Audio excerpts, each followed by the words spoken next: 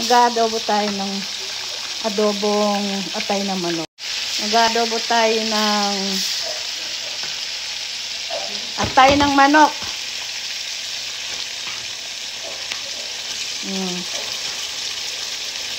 Ganito ako mag-adobo ng manok. Isasangkot siya muna natin sa bawang, mga sibuyas. Ganyan. Para mawala yung lansa.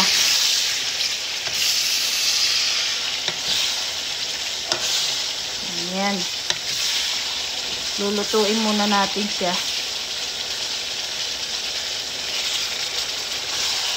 Olive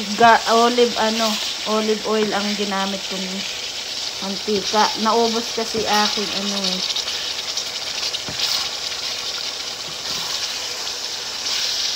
Ayan, ganyan lang yun. Diba?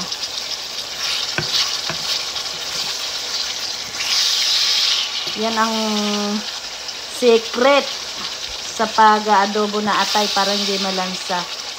Hugasan nyo mabuti. Hugasan nyo sa suka. Saka nyo lalagyan ng toyo. Ayan, lagyan nyo ng toyo. Para tayong vampira ngayon yan. Kasi atay ng yung kakainin natin. Manok. Lagyan natin ng black pepper. Lagyan natin ng seasoning. Tawan natin ng egg. I-try natin ng pineapple. Adobong atay na manok na may pineapple. Yan ang ilagay natin.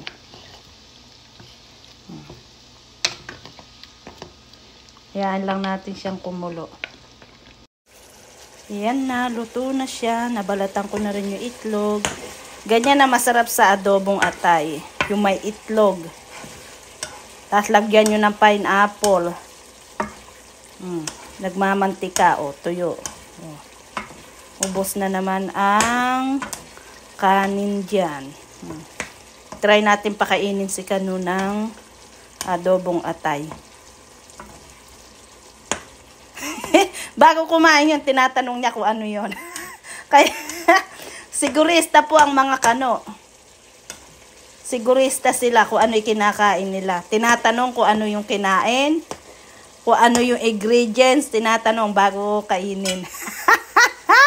Yun lang. Thank you. Bye-bye.